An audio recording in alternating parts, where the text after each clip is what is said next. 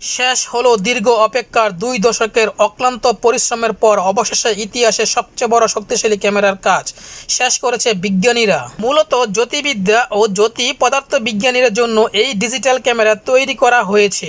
Legacy survey of speech and time of LSST নামে অসাধারণ এই যন্ত্র আমাদের মহাবিশ্ব সম্পর্কে জ্ঞান অর্জন যুগান্তকারী ভূমিকা পালন করবে। জ্যোতির্বিজ্ঞানীদের মতো LSSD ক্যামেরা নির্মাণ কেবল একটি প্রযুক্তিগত অগ্রগতি নয়, বরং মহাবিশ্বে অন্বেষণের ক্ষেত্রে যুগান্তকারী এক ঘটনা। যেহেতু এটি মানব ইতিহাসের সবচেয়ে শক্তিশালী ক্যামেরা, তাই এর সাহায্যে মহাকাশের এত দূরের বস্তু দেখা যাবে যা আগে কখনো আমরা দেখতে পারিনি। 3200 মেগাপিক্সেল বা 3200 গিগাপিক্সেল রেজুলেশন এই ডিজিটাল ক্যামেরা তৈরি করেছে যুক্তরাষ্ট্র। ক্যালিফোর্নিয়ার SSD ন্যাশনাল অ্যাক্সিলারেটর ল্যাবরেটরি বর্তমান বাজারে মোটামুটি 50 থেকে 108 মেগাপিক্সেল ক্যামেরা সমৃদ্ধ পাওয়া যায়। সেখানে এই ক্যামেরাটি 3200 মেগাপিক্সেল। ভাবুন একবার, ক্যামেরাটির ওজন 3000 কেজি বা 3 মেট্রিক টন, এশিয়ার নারী হাতি ওজনের প্রায় সমান। ক্যামেরাটির লেন্স বিশাল 1.57 মিটার। এর তোলা ছবি এত বড় হবে যে পূর্ণাঙ্গ ছবি প্রদর্শনের জন্য প্রায় 378টি আধুনিক টিভি স্ক্রিনের প্রয়োজন হবে। সহজ ভাষায় বললে এটি টেলিস্কোপের বোঝার জন্য 3টি জিনিস ভালোভাবে বোঝা লাগবে: 1 mirror system, 2 field of view এবং 3 ক্যামেরা।